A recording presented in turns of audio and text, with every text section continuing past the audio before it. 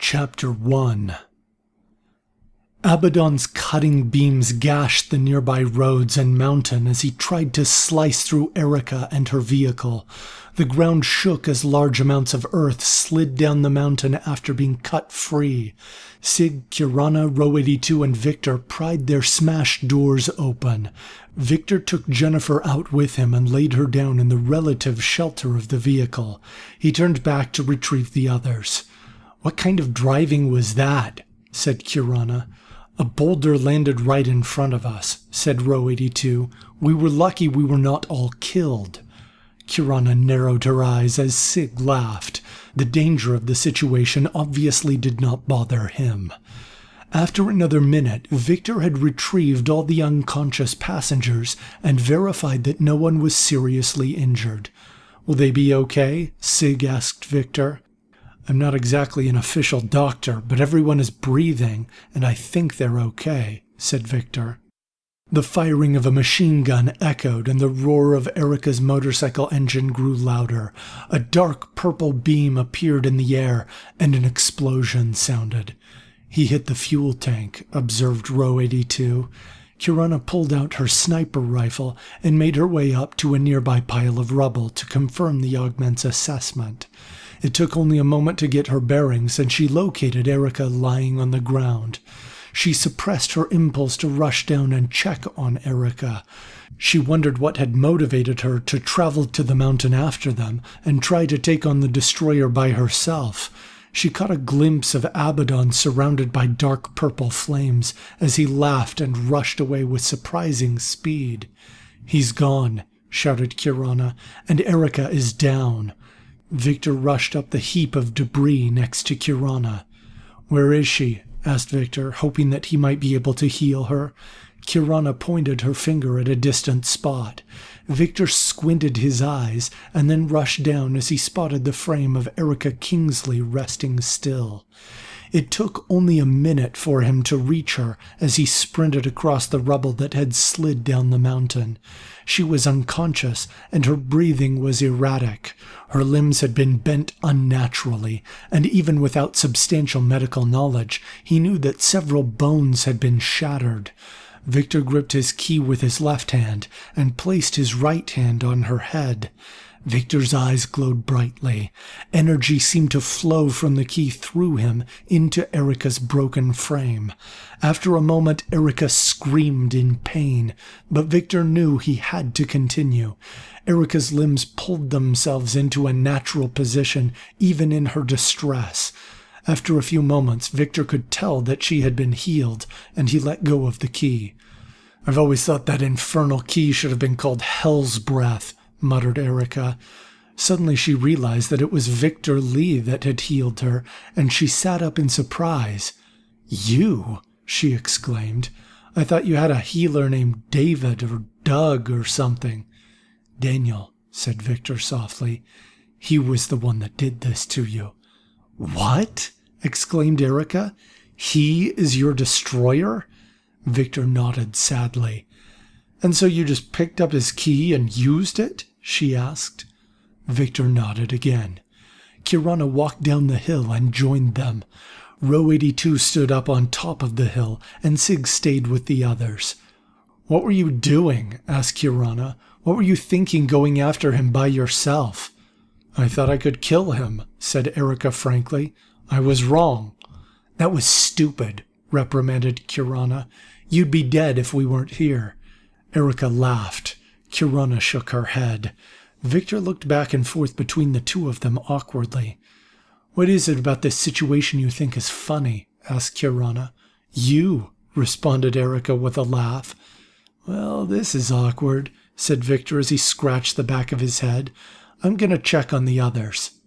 He walked up the hill and joined Row 82. Erica's laughter slowly tapered off until she had only a smile on her face. "You have the Heaven's Sword key, right?" asked Erica. Kirana frowned and looked away. "What of it?" asked Kirana. "You wear a white cloak, but you hide in the shadows," said Erica. "It helped me stay hidden when everything was covered in ice and snow," said Kirana. Yeah, but that only happens for a few months a year, unless you're in the polar regions, said Erica. If you consider 12 months a few, then I guess that's right, said Kirana angrily. Wait, what? Asked Kirana. The destroyer is going to do something to the Earth, said Kirana. We don't know exactly what it is, but the moon will get cut into pieces, and the Earth will start spinning differently. Differently how? Asked Erica. She spoke as though Kirana's description were familiar to her. As in that compound where you live, and where I will eventually be born, said Kirana. It will be in a place called the Cold Zone, where the sunlight never reaches. Jonathan, who is on the other side of this hill, he comes from a hot zone where sunlight never leaves. Erica stared in disbelief for a moment. That's awful, said Erica at last. Thanks for your assessment, snapped Kirana. Well, I guess that's not important right now, said Erica, changing the subject. I understand your problem. My problem? Asked Kirana. Yes, said Erica. You've probably wondered why everyone else seems to use their divine keys so naturally, and you cannot. Kirana tilted her head. She had been worried about that very thing, but she was skeptical about what advice she knew she was about to receive. She furrowed her brow after a moment. You know nothing about me, snapped Kirana. Actually, you're almost exactly like my daughter Amber, said Erica. She's good with a sniper rifle too, but Heaven's Sword isn't a sniper rifle. You can't hide under a heap of snow and fire with impunity. What's your point? Asked Kirana. On the one hand, Heaven's Sword is the ultimate weapon, said Erica. It's like a beacon for people that covet power. Never mind that no one else can wield it. People want to get the chance. It sounds like you come from a time that has made you understand to what lengths some people will go to get power. Her thoughts instantly turned to Daniel Young, that had masqueraded as a benefactor for so long, but had secretly plotted the whole time to murder millions of people in order to obtain the power of the destroyer for himself. That having been said, continued Erica, Heaven's Sword was not forged to be sheathed. At least that's what Peter always said. Kirana's skepticism faded away. Everything that Erica was saying seemed to ring true to her. It is meant to give justice to those that have suffered, strength to those who are weak, and fear to those who would oppress. It is the symbol of hope for those that love virtue, and an omen of despair and destruction for those that chase vices. Kirana looked at the mirrored key about her neck. It had hung on the chain and been ignored ever since Lucas told her that she was its bearer. You cannot hide it away, said Erica, and you must forfeit all of your doubts to use it. That's the challenging part, and the dangerous part. What do you mean? Asked Kirana. Peter trusted completely in the other key bearers, explained Erica. Even Joshua Beckman. He opened himself to vulnerability. He wasn't afraid to tell me that he loved me, even before I fell in love with him. What are you saying? Asked Kirana. You're a lot more like me, said Erica. You like to keep things to yourself, and you hate showing weakness. Your stubbornness is not the same as trust. That's why no one follows Drew the way they did Peter. Peter trusted them. Drew just insists that they need to stay together out of stubbornness. So you mean to tell me that if I become more open and vulnerable, I'll be able to use Heaven's Sword? Asked Kirana with skepticism in her voice. Yes, said Erica frankly. There was an awkward pause. Finally, Erica spoke up. You were funny. What? Said Kirana. Never mind, said Erica. You don't have to do anything about it right now, but don't wait too long. For what? Asked Kirana angrily. To tell that boy in the white cloak how you feel about him, said Erica. And don't deny it. I know how you feel, because I was the same way with Peter. Kirana turned bright red as she thought of Jonathan Knight. After an awkward pause, she growled and stormed up the hill to join the others. Erica laughed softly and followed after her. When they got to the top of the hill, Kirana noticed Stephanie massaging Jonathan's shoulders. He had a very relaxed expression on his face, and his eyes were closed. Stephanie was smiling widely. As Erica caught up to Kirana and saw Stephanie, she turned to Kirana. "Maybe you do have to do something about it right now," she whispered. "Shut up," said Kirana. "Erica Kingsley," shouted Sig with a wide smile. "I'm glad you're here." Erica smiled politely and turned back to Kirana. "Be more like him," said Erica. "I said shut up," whispered Kirana angrily. "You've upset her," said a voice behind them. They whirled around with a start. "You shut up too, Lizard," snapped Kirana. Lizard smiled. "You're just like Max Gray," said Erica as she looked at Lizard. "Is that good?" asked Lizard. "What's with the air quotes?" asked Erica. "It helps me emphasize important words," said Lizard with a smile. "It's also kind of creepy," said Erica. "I'm sorry you feel that way," said Lizard with a smile. Erica rolled her eyes. She noticed that Kirana was watching Stephanie and Jonathan with a frown. Jonathan's eyes were glowing brightly. Erica realized that he was speaking with Stephanie telepathically. Memories of Joshua Beckman swirled around in her mind as she wearily rubbed her temples, realizing the emotional connection that could be formed by telepathic communication. She wondered what they were saying to one another. If she had been able to go to the mind realm herself, she would have seen a conversation that might have pleased her. "I wish I hadn't been so stubborn," said Stephanie remorsefully. "I thought the same thing, Stephanie," replied Jonathan, "but we won't let Daniel get away with what he's done." "I'm glad you're here, Jonathan," said Stephanie happily. "I'm sure you'll find out a way to get him now that you can read him." "Actually," said Jonathan, "I'm not sure I can track him. Victor warned me about trying to read him." "Did Victor warn you not to use your power too much in general, though?" asked Stephanie. "But you're still doing that." She hoped that he would admit he was motivated to use his power because he wanted to talk to her, or at least to help her. "Yes," admitted Jonathan, "I probably shouldn't, but I wanted to make sure you were okay." "That's very thoughtful, Jonathan," said Stephanie happily, "and I was worried about you when the van crashed. Are you sure you're okay?" "I'm okay, I guess," said Jonathan. "Something is wrong," said Stephanie, hoping that he would open up to her. "Oh, you don't want to hear about my problems," said Jonathan. "You've helped me so much," said Stephanie. "Of course I want to help you any way I can." "Well," said Jonathan, "I don't know." "Come on," pled Stephanie.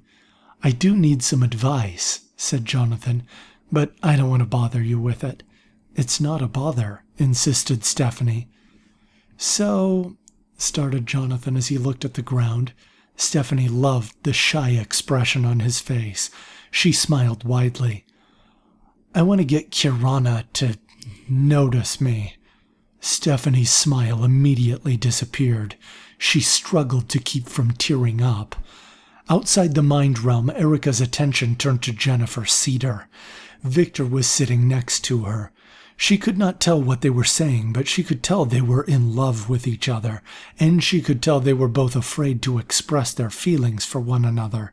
"Don't be like that," Erica whispered to Kirana as she pointed at Jennifer. Kirana glared angrily at Erica and walked over to Sig, who was helping Lucas to his feet. Erica and Lizard followed. "Looks like Erica will be okay," Victor said to Jennifer. "I'm glad," said Jennifer. "She may not always be kind or tactful, but she is sincere and reliable." "I probably don't know everything," said Victor, "but you seem to treat her much kinder than she does you." "It's probably because I couldn't do what she asked me to do," said Jennifer. "What was that?" asked Victor softly. "She wanted me to go back in time and stop Joshua from killing her husband Peter," said Jennifer. Victor's eyes widened. "You couldn't?" he asked. She shook her head. I don't even know if it's possible, she said. Lizard and Max never seem to have limits in teleporting around. Maybe they do. Jonathan's only limit in mind reading seems to be with augments that use computers instead of their minds. But I have never met another bearer of the time key, as far as I can remember, and I don't have anyone to help me. That must be difficult, said Victor sympathetically. I tried to go back in time, but I went to a place with a lot of factories, said Jennifer. When the people there saw me, they thought I was a spy or something and tried to kill me. I only just escaped. You traveled to a different time? Asked Victor. Jennifer nodded. But I could never find a time with Peter in it, she said. I saw the ruins of ancient buildings and soldiers marching behind large flags. I saw modest homes and towering buildings for businesses.